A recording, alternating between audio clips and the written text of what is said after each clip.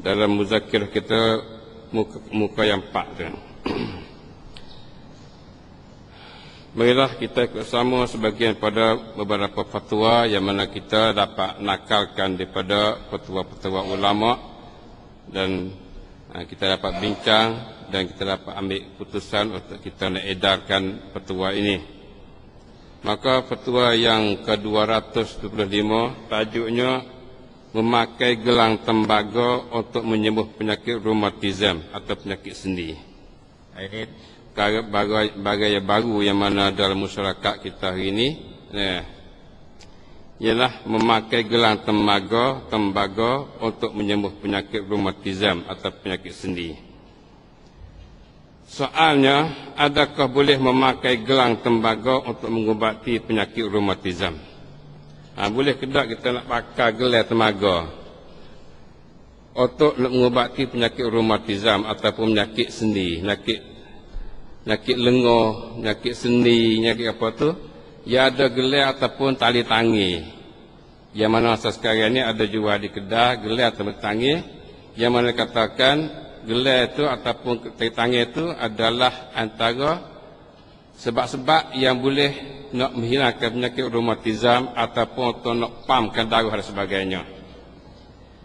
Tempat kita tidak begitu pakai banyak. Di Malaysia banyak pakai. Saya cuba mari untuk kita tengok. Ini rupa dia yang mana duk pakai ni. Ini banyak pakai pasal tali tangi. Dia seperti tali jedah lah, seperti tali jedah. Dia seperti tali jed. Tak beza tali jed. Cumanya buat tadianya dia bubuh besi berani si melik di sini. Dan tengahnya dia melik ataupun besi berani. Jadi bila kita pakai dia ni, dia kena rapat dengan kulit kita tu, supaya melik tu dia dapat gerak dengan orat nadi kita tu. Dan dia hantar kepada pam darah kita dari tubuh kita. Itu mengikut berisak dia tu kesenang. Mengikut berisak itu kesenang. Kalau tu bila timbul benda lagu ni, dia ada bentuk gelai dan dia ada bentuk tali tangi macam ni, seperti tali jel.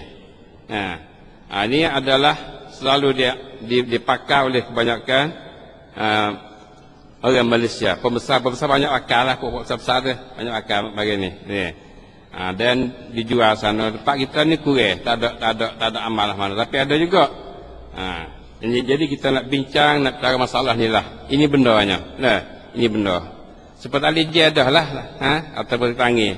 Cuma yang buat tu ada dengan besi, ada dengan batu, ada dengan temaga.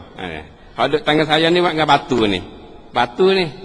Jatuh ke patah, ni patah, maka tak boleh patah. Batu je patah. Kalau besi tak patah. Ni batu. Baiklah, jadi kita masuk cara dia untuk kita nak tahu maklumat atau hukum berkenaan dengan pakai gelang tembaga untuk menyembuh penyakit rheumatism.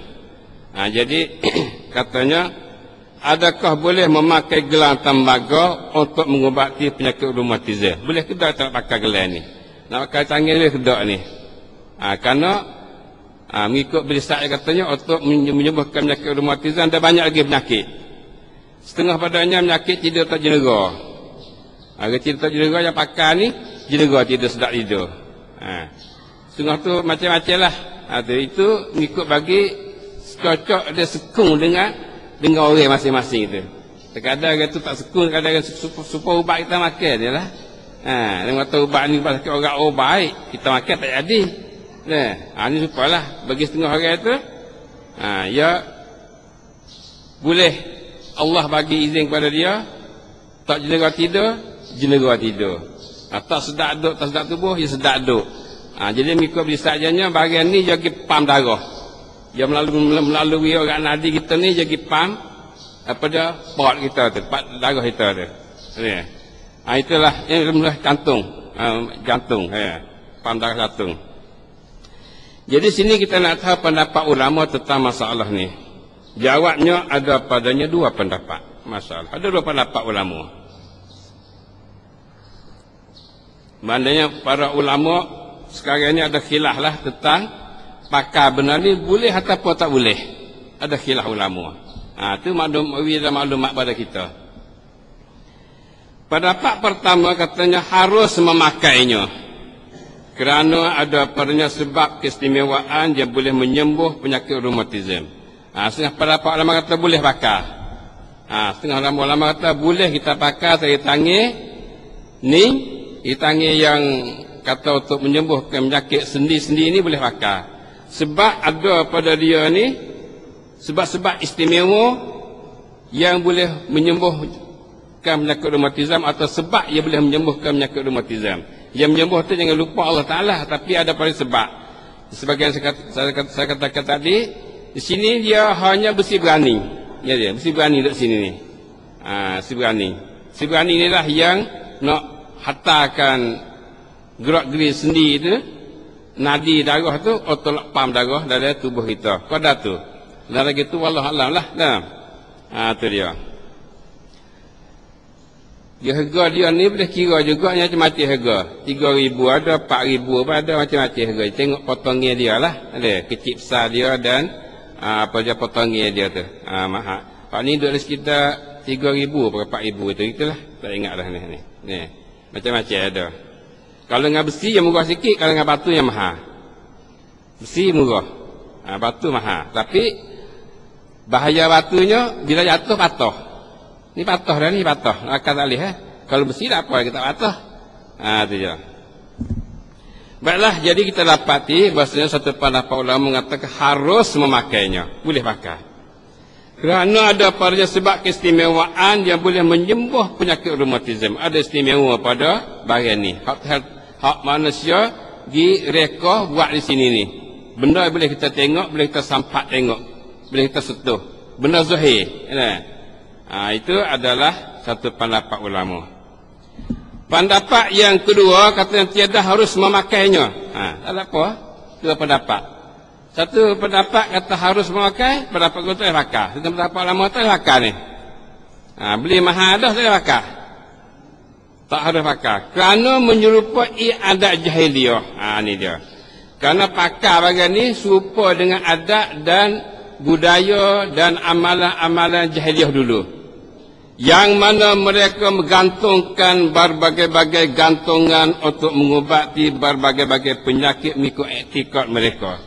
Sebab golongan jahiliah dulu, mereka gantungkan berbagai-bagai gantung di tekak-tekak mereka itu, dengan tali tangannya, dengan tekaknya, tali pinggirnya, sibadayanya, macam-macam lah. Itu panggil hak jahiliah dulu dek gantung. Jadi hak ni pun menyerupai itu juga. Oleh kerana perbuatan jahiliah dulu tak boleh, dia nak gantung ke benda dengan tali seperti ni, tali ni. Ikat tali tangan, bihilah dumir dan sebagainya, cacing dan sebagainya. Ya ada gapo tali ni ya? Benar saja ya. Benar saja. Tapi etikad merekanya, pergi pada tok ya, tok we ya, tok nek ya, wak sisiu, ikat tangan. Ikat tangan. Jadi azimat lah. Hilang sakit, hilang dumir. Ataupun ikat tekak. Bagaimana dapat ti masyarakat kita ini banyak lagi haji-hajiah dulu ada. Ke kampung kita tu anak-anak cucu-cucu tu akan tekak lagi. Ni, benih ni. Dia benih tekak. Tu syirik dia. Syirik. Jadi bahagian ni pendapat kedua ni, gelar di tangan ni serupa dengan hak ni. Serupa dengan hak ni. Jadi bila benih gantung benih tak boleh, maka pakai hak ni pun tak boleh juga. Ini kepada pendapat kedua. Karena sebenarnya Nabi SAW Nabi kata man ta'allaka tamimatan faqad asyrak. Itu hadis riwayat Al-Hakim dalam Mustadrak dia juzuk 4 muka 119 dan juga Imam Ahmad dalam Musnad juzuk 4 muka 156, dinakal kepada Taisul Aziz Al-Hamid muka 361. Nabi kata man ta'allaka tamimatan faqad asyrak. Maksudnya sesiapa bergantungkan tamimah ataupun azimah ataupun tangkai-tangkai, maka sesungguhnya dia telah syirik. Ini besar sini. Siapa yang gantung azimah, siapa yang gantung takar-takar dan sebagainya, dia gantung ke tangan ke, gantung ke tekak ke, faqad asyrak. Nabi kata sesungguhnya syirik dia. Terus syirik. Jadi memakai azimah, memakai tangkai ini adalah merupakan syirik. di sisi agama Allah Subhanahu Wa Taala, mengikut keterangan Nabi kita Muhammad sallallahu alaihi wasallam. Oleh itu kita kena menjauhi benda tu. Dengan tali dengan benda ni cerak. Hal ni cerak lah ni. Masa jahiliyah dulu dah amal. Tempat kita pun dah ada lagi jahiliyah. Dulu dah ada lagi sampai hari ni. Bila nak habis tak tahu bakat-bakat usaha tu habis lah ke mana. Cara tu tak. Cara nak habis tak nak payah. Pakat mengaji. Pakat amal ikut apa yang Nabi kata. Habis. Ni kita tak mengaji. Ataupun kita tu nak bela lagi benda jahiliyah dulu. Dia kata tak apa. Ada yang makan ubat boleh tu apa kata tak boleh ya? Ni usaha dia kata. Kata azimat dia pun usaha. Supaya dia makan ubat juga. Makan ubat usaha juga. Ada. Kalau lah ni syirik, maka ubat pun syirik juga. Ni sekarang mudah-mudah lagu tu. Hak ni nah terai. Pubat Nabi suka pubat tadawa wa ibadallah. Nabi suka pubat. Pubatlah wahai Allah. Allah tak tuakan penyakit mereka ada ubat. Dia mau jumpa tak jumpa dengan ubat tu yalah. Kalau itu suka pubat, maka pubat tu pubat dengan benda yang harus dia tidak ada nas yang melarangnya. Adapun nak pubat dengan azimat ni hal nah lagi siap dah. Man ta'alla katamimatan faqad asyrak. Siapa kata takar-takar ya syirik, jadi syirik. Karena maka pubatlah dengan benda yang halal, yang benda yang harus dan benda yang izin oleh syarak. Hak ni syarak tak izin mula dah. Walaupun kalau kamu etika terjadi ubat dah pun tak boleh juga. Sebab dia adalah telah nas terai kata syirik kalau lah gantung azimat-azimat ataupun tangkai-tangkai dan sebagainya. Jelas tu dah. Jadi kita nak takwil, nak tuwil, nak kata boleh pakai tak leh benda ni. Sebab jelas dah. Baiklah, itulah kaum muslimin dan muslimat yang sekalian, kita dapati dua pendapat ulama hubungan dengan pakai gelang temaga, gelang besi, gelang batu ataupun tali tangi batu ni untuk penyakit reumatisme. Dua pendapat ulama. Setengah mengatakan harus, setengah mengatakan tidak harus. Mengikut pendapat Syekh bin Baz, Abdul Aziz bin Baz rahimahullah, bahwasanya terlebih utama bagi muslim meninggal daripada menggunanya demi untuk menutup jalan kepada syirik, kerana ia adalah syubhat dengan amalan jahiliyah, dan untuk menghilang perasaan hati yang bergantung kepadanya dan mencukupi dengan sebab yang disyarak dan maklum keharusannya. Jadi mengikut pendapat Syekh bin Baz rahimahullah, kita kenal Syekh bin Baz ni seorang ulama yang besar dalam negara Saudi. Dia telah meninggal dunia beberapa tahun yang lepas dah. Mengikut pendapat dia nya, bahwasanya terlebih utama bagi muslim, lebih utama, lebih molek, lebih bagus bagi orang Islam yang kata meninggal daripada menggunanya. Kita tinggal, salahkanlah, lebih utama, lebih moleknya sisi Syekh bin Baz, kita tinggal pakai dia ni. Itu mengikut pendapat dia. Kita tinggal lebih molek. Demi untuk menutup jalan kepada syirik. Untuk nak sadul zara'i, sadul zara'i. Nak katuk jalan, nak pergi pada syirik. Jadi kalau kita pakai ni, takut nak buka jalan lagi syirik. Takut manusia tu duk percaya pada benda ni. Takut manusia tu duk gantung hati dengan benda ni. Maka akan jadi syirik. Kalau itu untuk selamatkan manusia hamba Allah pada syirik, marilah saddu zara'i. Kaedah saddu zara'i, tutup jalan yang bawa pada keburukan dan keberdosa dan kesyirik. Demi untuk menutup jalan kepada syirik, kerana ia adalah syubhat dengan amalan jahiliyah. Sebab ada syubhat. Pakar ni syubhat dengan pakar gua ni. Adik-beradik dengan dia. Pakar benih, pakar takar ni adalah amalan jahiliyah, maka pakar gelar ni pun adalah syubhat dengan tu. Sebab tu sisi Syekh bin Baz kata lebih utama, lebih moleknya bagi muslim tinggallah, usah pakarlah. Kerana ia adalah syubhat dengan amalan jahiliyah dan untuk menghilang perasaan hati yang bergantung padanya. Jadi satu lagi untuk nawi buai perasaan hati duk gantung dengan ni. Takut duk gantung hati dengan gua ni. Sakit kepala pakai dia hilang. Rekat hati dengan gua ni lah. Dia. Jadi itulah mengikut pendapat Syekh bin Baz rahimahullah. dan mencukupi dengan sebab ia disyarak dan maklum keharusannya. Dan kita cukup dengan sebab yang syarak. Apa sebab-sebab yang syarak? Makan ubat, makan ubat butir, ubat air, ubat apa-apa, kita cukup dengan tu. Tak ada kena bakar dengan ni dak. Itu dah. Satu tu ajalah. Makan air ke kayu ke, makan ubat ke, makan ubat butir ke, ikut. Itu sebab yang diharuskan. Maka mencukupi dengan tu. Itulah mengikut atasan bebas. Itu mengikut dalam buku dia Al-Fatawa Al-Muta'alliqah Bit-Tib, muka 199 sampai muka 201, yang mana Sembibak ada menyatakan tentang masalah ni. Itulah kaum muslimin dan muslimat yang sekalian, kita dapat dua pendapat ulama hubungan pakai gelang temaga ataupun gelang besi ataupun gelang batu untuk menghilangkan penyakit rheumatism. Baiklah, setelah kita dapat dua pendapat tu, bagaimana pula pendapat kita? Kita nak pakai hak mana, kita nak pilih pakai hak mana?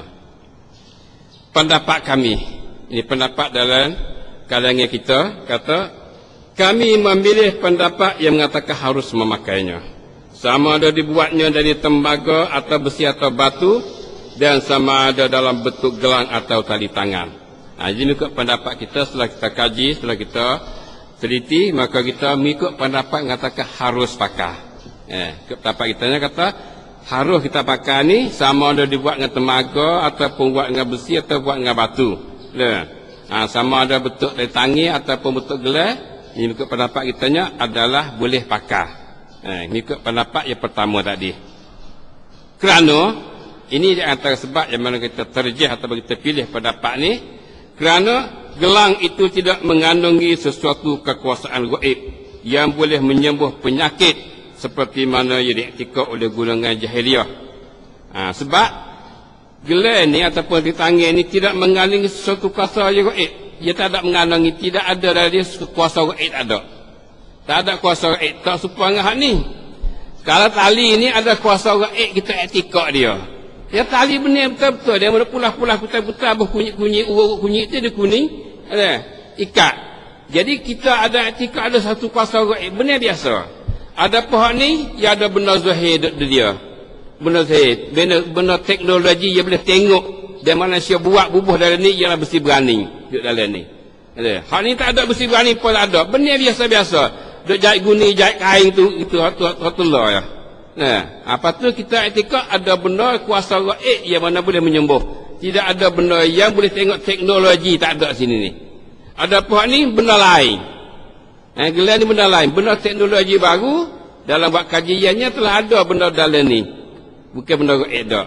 Dengan itulah mengikut pendapat kita kata boleh kita pakai gelar ni atau tangan ni untuk nak menjadi sebab menyembuhkan penyakit yang mana ada pada kita, ataupun nak pam darah, ataupun tidur terjenera, ya jenera tidur sebagainya. Wallahu alam, itu klik pada Allah SWT. Dan akan datang kita harus pada syarat.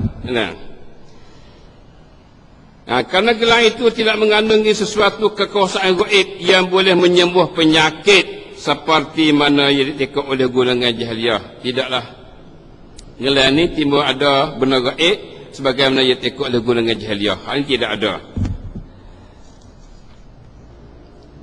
Dan gelang itu mengandungi ramuan biasa seperti ubat-ubat biasa, iaitu ubat berbagai penyakit mengikut ramuan masing-masing yang munasabah dengan sesuatu penyakit itu.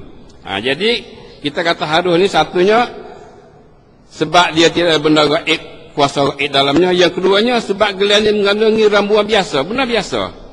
Ada ramuan orang pakar, suam pakar dia hak biasa, hak benar biasa, benar tabi'i. Seperti ubat-ubat biasa, iaitu ubat berbagai penyakit. Supaya ubat biasalah yang berubatkan untuk berbagai penyakit. Ubat sakit kepalanya ramuan lain, ubat sakit perutnya ramuan lain, ubat sakit lututnya ramuan lain. Itu. Maka hal ini pun satu ramuan untuk penyakit rheumatism dan sebagainya. Mengikut ramuan masing-masing yang munasabah dengan sesuatu penyakit itu. Mengikut ramuan masing-masing lah munasabahkan penyakit itu. Tidak ada benda yang gaib dalam ini. Tidak ada kuasa gaib dalam ni. Maka gelang ini mengandungi magnetis ataupun besi berani yang boleh menggerakkan orak darah dan memberi bantuan untuk pam gerakan jantung. Ini dia yang mana ada sini ni. Ia ada besi berani yang boleh apa dia, menggerakkan organ darah dan boleh beri bantuan untuk nak pam darah dari jantung kita. Dan ini adalah melalui benda biasa mengikut kajian teknologi. Ini benda-benda biasa. Sebab tu kita katakan harus dia tak serupa dengan benih dak. Wallahu alam. Sebab tu bagi orang pakar ni dia kena beringat. Satunya, waktu hujan turun, ada kilat, ada ruh ke apa tu, kalau dia mau duduk ke tengah benda yang jalan tu, dia kena beringat. Sebab besi berani akan apa dia, kilat tu akan sambar sini. Jadi kalau tubuh kita ialah bahaya, dia kena beringat. Yang keluarnya, dia tak boleh kena duduk dengan jel ni, kerana dia akan punah rambut jel. Kalau kita pakai dua dek sekali tu, dia dah itu lama-lama tu, dia punah rambut je. Sebab yang lebih berani dia akan kianatkan benda tu. Itu bagi pakar tu yang lebih ingat situ. Hak besar sekalinya, hak duk tangan kita tu bila kita duk berjalan tengah benda ke tengah batas kau tu je, kilat dan sebagainya. Tu bimbing dia nak Islam bagi cari besi berani dia. Nah, nauzubillah min zalik. Itu kena ingat. Ini adalah merupakan kajian teknologi. Maka teknologi itu pun bukan semua tu tercapai mengikut kehendak mereka. Allah yang kehendaknya. Dengan itulah mengikut pendapat kitanya bahwasanya disyaratkan harus memakai gelang itu dua syarat. Syarat kita kata harus pakai ni dua syarat. Yang pertama, disyaratkan pada benda itu terdapat ada kesan yang nyata pada waqi kenyataan hidup yang dapat disembuhkan penyakit melaluinya dengan izin Allah SWT. Ini syarat pertama. Syarat pertama adalah syarat kata benda ni ada kesan ngoti, Allah bagi kesan dia. Kata boleh sembuh penyakit ngoti. Lepas tu ada kedak ngoti, kenyataan kuam pencing seperti ada kedak. Setengah penyakit itu ada, setengah tu tak ada. Bagi setengah orang itu memang ada. Orang tak jendela tidur, ini jelas. Orang setengah tidur, bagi setengah orang tu pakai dia jendela tidur. Itu adalah bagi setengah orang. Dan mungkin orang lain tak serupa tu. Jadi pada kenyataannya ada, tapi bukan semua dok. Bukan semua dok. Dia serupa ubat-ubat lain juga. Serupa ubat. Dok tu senang ubat, orang ni pakai sedap, ubat kita pakai tak ada. Dia serupa tu lah. Kerana orang yang menyembuh tu bukan benda ni dok sekali. Bukan ubat dok yang menyembuhkan. Sebab itulah syarat yang keduanya, ketiadaan iktikad bahawa benda itu dapat memberi kesan dengan sendirinya. Tak boleh kita iktikad atau benda ni boleh kesan. Jangan ke hati sini. Hal ni sebab saja ya. Ketiadaan iktikad bahawa benda itu dapat memberi kesan dengan sendirinya. Malahan dia hanya sebab sahaja yang tidak boleh memberi kesan sesuatu pun, dan hakikat yang menyembuhnya ialah Allah SWT juga. Bagian ini adalah tak boleh beri kesan apa. Kita nak ikut lagu tu. Etika atau bagian ini tak boleh kesan. Dia hanya sebab saja. Supaya ubat hak kita nak makan. Sebab saja. Sebab saja, dan sebab ni tidak boleh beri kesan apa-apa. Yang berkesannya ialah Allah Subhanahu Wa Taala. Hal inilah kita nak klik pada tauhid rububiyah kita. Pada rububiyah. Mengikut akidah kita dalam tauhid rububiyah, iaitu Allah semua yang menjadikan. Allah semua yang menguruskan. Sakit, demam, semua dan sebagainya, semua itu Allah. Apa yang ada ni Allah yang membuat. Allah yang meluruskan, yang melakukan. Segala makhluk apa tu tidak ada kuasa untuk melaksanakan benda tu. Hanya sebab saja. Sebab tu kita kata benda ni tak boleh dikesan. Dikesan hanya Allah juga. Itu juga sebagaimana baju kita duduk tanah ni. Jangan etika kata baju tu adalah boleh beri suburkan pakaian dia boleh buah. Kalau kita etika kata baju tu boleh bagi buah, membuahkan, itu syirik dia. Sebab yang mengadakan Allah, bukan baja. Itu kena ingat tu. Lama kita, baja ni molek sungguh nak, jamin rak berong. Jalan. Dia. Baja ni sebab. Yang mana Allah telah mengatakan waja'alna likulli syai'in sababa. Kami jadikan setiap kata ada sebab. Hanya sebab lah, cuma kita tu kena ambil sebab. Kena ambil sebab tu. Tapi jangan etika tu sebab itulah yang boleh memberi kesannya, yang mengesannya. Itulah etika kita Ahlussunnah wal Jamaah dan etika orang Islam lagu tu. Jelas itu dah. Inilah perkara yang penting pada kita. Setiap perkara tu ada hubungan dengan etika, hubungan dengan iman kita belaka. Itulah kaum muslimin dan muslimat sekalian, hubungan dengan fatwa kita yang pertama pada hari ini berkenaan dengan memakai gelang temaga ataupun gelang besi ataupun batu untuk menyembuhkan penyakit reumatisme dan sebagainya. Alhamdulillah, kaum muslimin dan muslimat yang sekalian, kita pergi pada fatwa yang kedua seterusnya. Dan sebelum kita berpindah kepada fatwa yang seterusnya, saya ingin ingatkan lagi hubungan dengan hak-hak ni dalam masyarakat kita hari ini. Hubungan dengan azimat ataupun tali azimat, tali takar ni, kita cubalah pakai usaha untuk menghapuskan benda ni. Kerana ni cerak syirik dah. Cerak syirik benda ni. Tapi kita masih tengok lagi budak-budak halus tu nak pakai lagi. Orang tua tak ada pakai dah. Kalau ada pun dia jarang ikut bucu-bucu kapung atau teruk tu kalau ada pun. Tapi budak tu masih ada banyak nak pakai lagi. Na'udzubillah min zalik. Itu adalah syirik dengan Allah SWT, mengikut apa yang nyatakan oleh Nabi kita sallallahu alaihi wasallam. Maka kita haraplah kepada kita semua pakat-pakat usaha bagaimana untuk nak menghabiskan benda ni supaya tidak ada lahir masyarakat kita. Ini mengikut etika kita orang Islam. Orang bukan Islam ikut dia, nak pakai siapa patah tekak ikut dia tu. Ada. Mereka ikut tekak dia, ikut pinggir ikut dia lah. Itu cara dia. Lakum dinukum waliyadin. Bagimu agamamu, bagiku agamaku. Ni agamaku lagu ni. Agamamu lagu tu lah gila hakmu tu lah gila. Kita tak kena kekek, tak kena cakap hak dia tu. Kita cakap dalam kalangan kita orang Islam ni. Bagaimana kita nak menghapuskan benda ni? Ini adalah merupakan tugas kita dan kewajipan kita bersama. Itulah kaum muslimin dan muslimat sekalian. Dan seterusnya kita pergi pada fatwa yang ke-226 mengikut siri yang mana sama kita, ialah makan ubat untuk menahan darah haid. Ini kata silap kita pernah lalu dah sekali dah, tapi tak apalah, kita udah sekali lagi. Makan ubat untuk menahan darah haid. Ini disebut hubungan hukum berhubung dengan perempuan. Makan ubat untuk menahan darah haid. Makan ubat untuk sekat darah haid mari.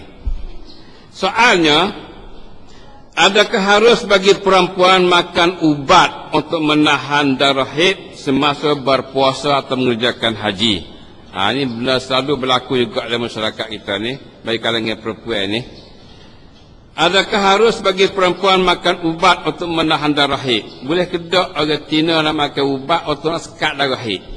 Tersiwi darah haid temari semasa berpuasa atau mengerjakan haji.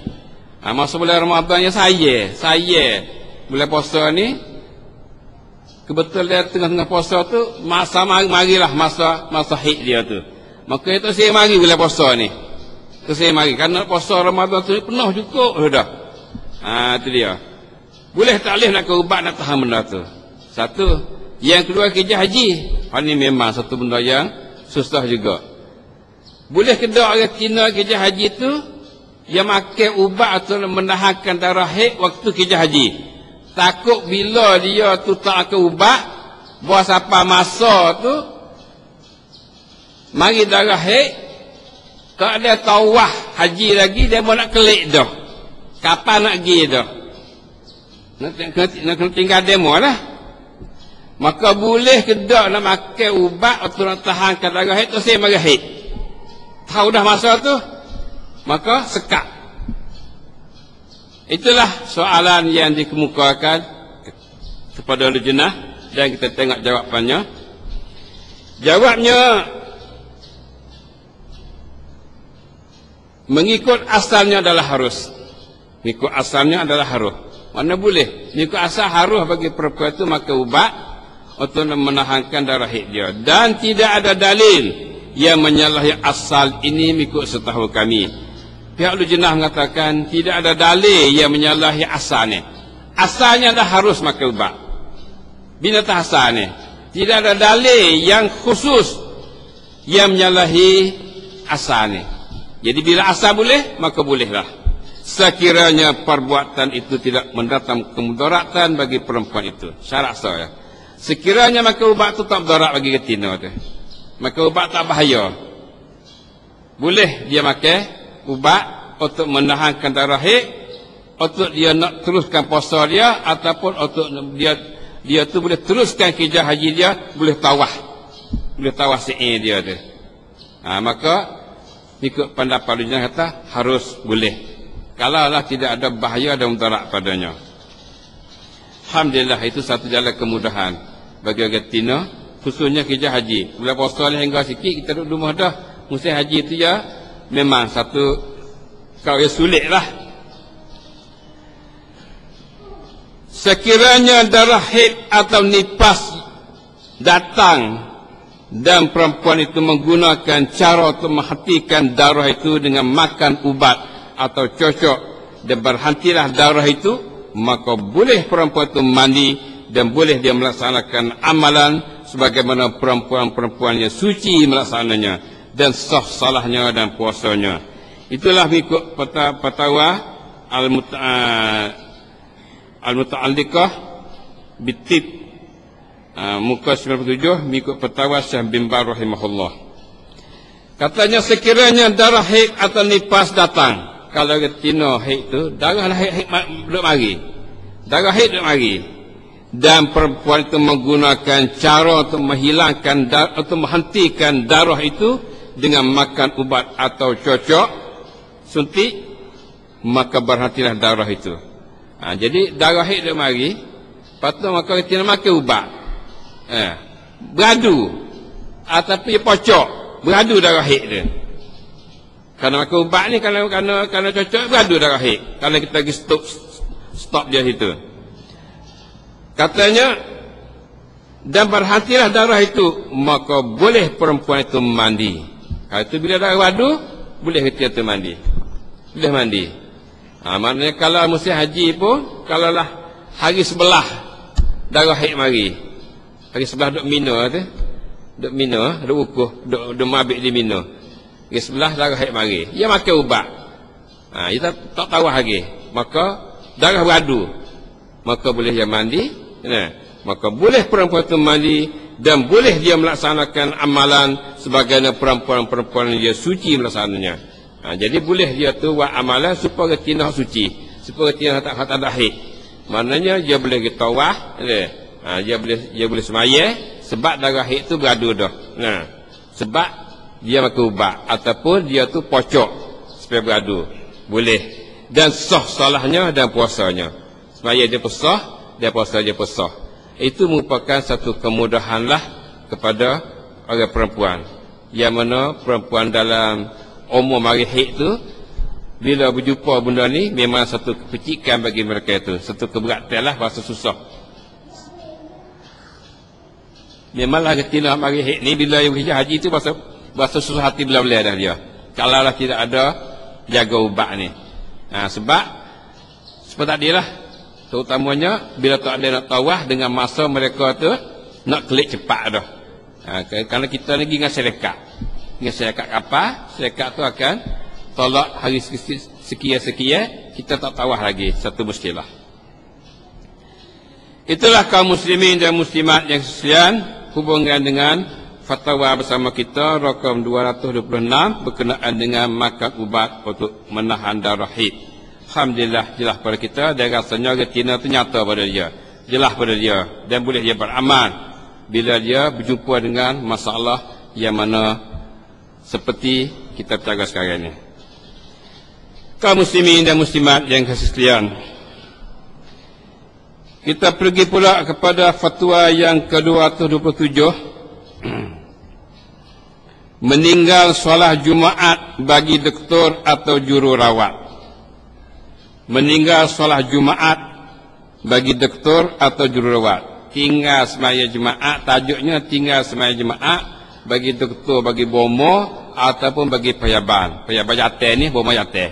Hak Cina tak apa, tak kecek dah pasal Cina tak kena mari jemaah. Bomo jatuh ataupun payaban jatuh.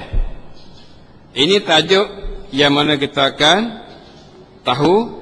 Katanya soal doktor dan jururawat yang bertanggungjawab bahagian istiqbal ataupun sambut tempat cukcen tu pada hospital secara bergilir ganti selama 24 jam. Adakah wajib dia bersolat Jumaat? Bomo harus tunggu duk gilir semua dari hang cukcen, dan jururawat payaban harus gilir 24 jam kena ada hospital semua. Terkadang dia kena masa kita tu, masa kena mai jemaah. Orang tak ada mari lagi, tapi dia kena ada situ. Bila orang mari cukcen, mari cara tergempar, mari cara kecemasan tu, dia bomo kena ada, payaban kena ada. Kalau lah bomo payaban pergi mai jemaah, orang mari, luar ni banyak perkara yang berlaku, dia perlu pada bomo tu ada cepat mungkinnya. Jadi kalau bomo tu pergi mai jemaah, payaban jemaah, orang sakit mari siapa cara sini. Jadi di hospital dia ada gilir gati. Jadi kalau sampai masa gilir gati kita tu kena kita bomo gajate ataupun jururawat gajate, adakah wajib dia bersolat Jumaat? Dia kena jemaah ke tak? Kalau wajib jemaah, dia kena pergi jemaah. Kalau tak wajib tak apalah. Yang kata wajib tak wajib. Hal ini perkara yang boleh jadi berlaku bagi bomo Islam kita dan juga bagi payaban Islam kita. Jawabnya, sekiranya tugasnya itu memerlu dia berada pada hospital untuk menyambut keadaan kecemasan, ia dibilang uzur pada meninggalkan Jumaat, dan hendaklah ia bersolat zuhur 4 rakaat. Dan sekiranya boleh diganti orang lain pada tempatnya, maka diutamakan ganti itu. Inilah apa dia pendapatnya untuk berjawapan di atas soalan tadi. Katanya, sekiranya tugasnya itu memerlu dia berada pada hospital untuk menyambut keadaan kecemasan, kalaulah nanti dia tu adalah perlu dia kena ada, dia campin, kuam campin tu dia kena ada di hospital tu, kena gilir-gati semua untuk menyambutkan keadaan kecemasan. Cukcen mari, bagi kecemasan mari, dia tak wayak kita masa mana mari.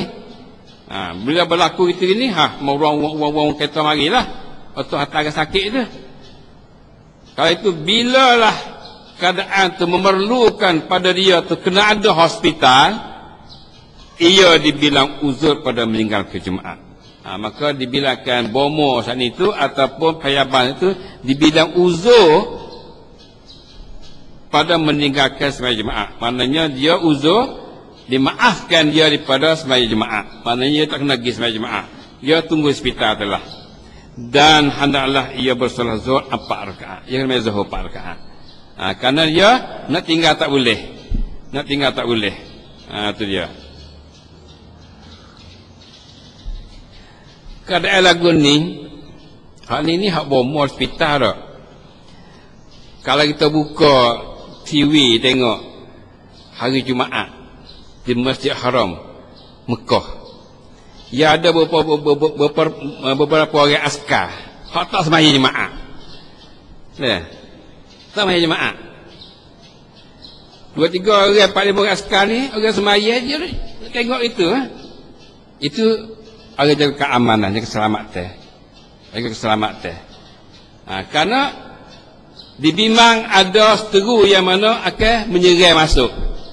Sama ada nak tindakan email ke ataupun orang tertentu ke, maka dia gilir gati. Maaf ni orang ni minta bayar maaf. Maaf tapi orang lain pula askar dia tu gilir gati. Itu dia. Untuk menjagakan kecemasan. Kerana memang benda tu berlaku. Nak lock tak boleh. Nak harap atau tak ada tak boleh. Ni supaya. Nak harap atau orang tak mari, tak sakit tak boleh. Dia sakit mari, tak ada wayak kita masa mana nak mari. Kecemasan kemalangan jalan raya ke, ada bedil ke, bong ke, ni sebagainya. Maka kecemasan tu dia kena mari cepat mungkin ikut dia. Kalau kita tu berjemaah, gendala dah situ. Dengan itulah kita dapati ulama adalah bilangkan bagi bomo yang perlu duduk situ, dibilangkan dia tu adalah orang yang uzur dan dimaafkan daripada semaya jemaah tu, dan dia mesti kena maya zuhur 4 rakaat, ialah setelah dia maya jemaah dah dia maya zuhur. Itulah dalam fatwa al-muta'alliqah bit-tib muka 84 mengikut fatwa Syekh Abdul Aziz bin Baz juga. Dan sekiranya boleh diganti orang lain pada tempatnya, maka diutamakan ganti itu. Kalau boleh ganti orang lain, utamakan ganti. Ini mengikut pendapat kitanya. Kalaulah boleh ganti orang lain, umpamanya ada bomo tino, ada bomo tino yang boleh ganti, maka utamakan ganti bomo tino tu daripada tepat di tempat kita, hak kita mesti kena ada. Tapi kita iktifak dengan dia, minta dia duduk sini masa sejak. Kita nak pergi sembahyang jemaah sejak, pergi klik ini sejak dia kurang. Minta dia tunggu dia masa kecemasan. Kalau boleh ganti, utamakan ganti. Itu lebih baik. Masya-Allah. Bomo ni bukan semua bomo yatim belaka, mutina pada. Maka boleh kita iktifak mutina tu insya-Allah. Itulah kita harap pada bomo lelaki kita yang duduk hospital tu, kalau kena gilir, cobalah kita usaha dengan bomo tina untuk ambil tempat kita 1 jam untuk kita pergi jemaah. Semoga kita tidak cuai daripada menunaikan fardu jemaah kita bersama dengan golongan muslimin yang ada dalam masjid itu insya-Allah. Itulah kaum muslimin dan muslimat yang sekalian, fatwa bersama kita rakam 227. Kaum muslimin dan muslimat yang sekalian. Satu lagi fatwa yang masih lagi hubungan dengan doktor juga. Fatwa yang ke-228. Tinggal solah bagi doktor yang sedang melakukan pembedahan. Tinggal solah bagi doktor yang sedang melakukan pembedahan. Ini tak sakut kita tak, sakut bomo. Tinggal semaya bagi bomo yang sedang duk buat pembedahan. Duk apa dia? Patat. Dia patatnya ke masa juga. 3 je, 4 je dan sebagainya. Jadi kalaulah bomo tu bawa orang masuk membedah, masuk belah, dia pukul 11.30. Ataupun dia pukul zuhur tak masuk lagi. Dia kena buat bedah itu sampai 4 je. Sampai asar, kepak tu. Zuhur tak bayar lah. Apa hukum? Bomo yang mana sedang melakukan pembedahan, dia tu tinggal semaya. Tak ada nak semaya kerana duk bedah.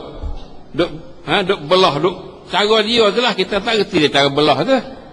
Sebab tu pembedahan ni terkadang maka 2 je, 3 je, 4 je, 5 je, macam-macam. Dia tengok keadaan orang sakit tu, pembedahan tu setara mana. Kalau tu bomo tinggal semaya waktu tu, apa nak kata? Khususnya waktu mengarik tu hak sikap benar masa. Zuhur panjang sikit. Katanya dalam soalan, adakah harus bagi doktor yang sedang melaksanakan pembedahan melewatkan solahnya sehingga keluar waktunya kerana darurah?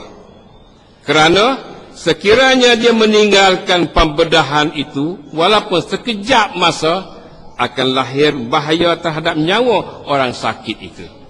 Ini soalannya. Adakah harus bagi doktor, boleh tidak bagi bomo yang sedang melakukan pembedahan? Ia sedang buat melakukan pembedahan, sedang buat patat pada sakit ini, dok belah perut ke belah kepala ke, ikutlah. Adakah harus dia tu melewatkan solahnya yang terakhir ke semaya dia sehingga keluar waktunya, habis waktu semaya? Habis waktu semaya, tak ada nak semaya. Kerana darurah, darurah ni nak tinggal tak boleh. Kerana sekiranya dia meninggalkan pembedahan itu, kalau dia tinggal bedah itu, dia tinggal nak weh pokok payabah je buat, dia tinggal lagi nak semaya dulu, walaupun sekejap masa, akan lahir bahaya terhadap nyawa orang sakit itu. Walaupun tinggal sebentar, akan bahaya pada nyawa orang sakit ini.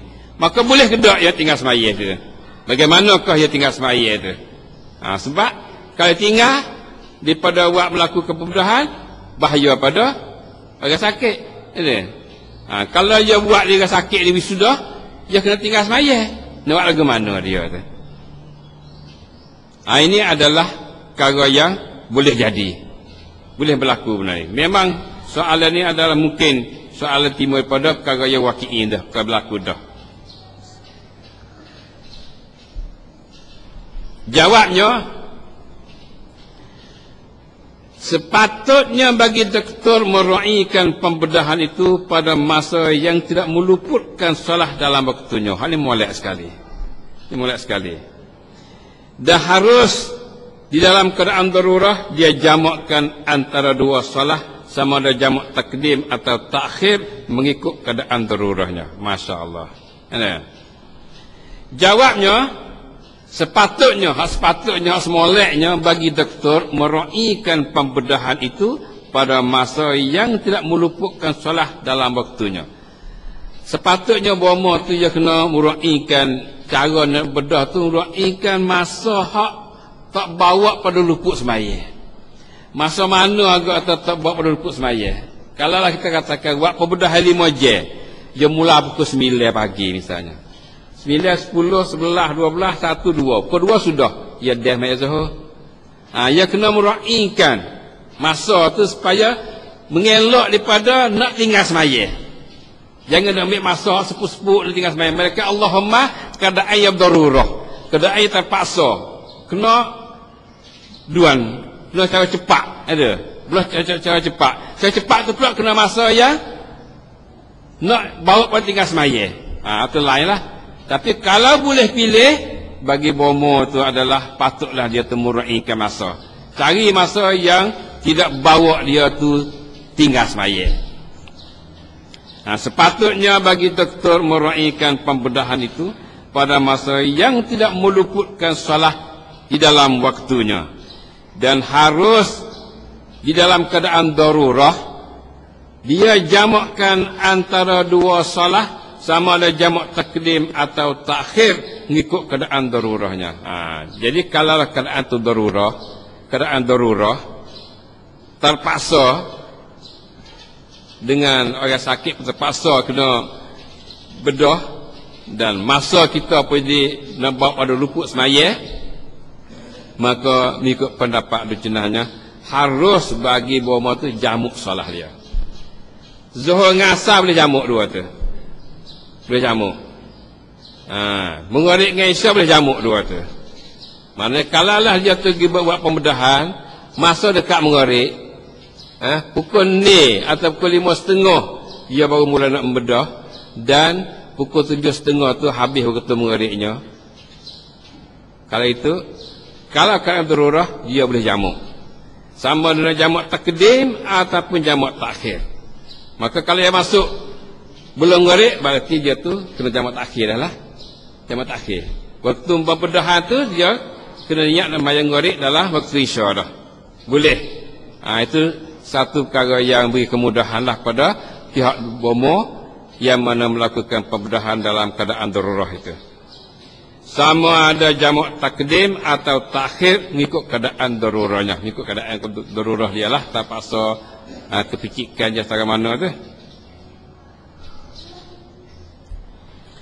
Adapun solah yang tidak ada jamak padanya, maka sekiranya dia dapat bersolah di dalam waktunya dengan dapat bergilir ganti dengan orang lain pada melaksanakan pembedahan itu, maka itu adalah terlebih baik. Dan sekiranya tidak ada ia demikian, maka tidak mengapa dia mentakhirkan solah itu dan dia qadanya setelah selesai pada pembedahan itu.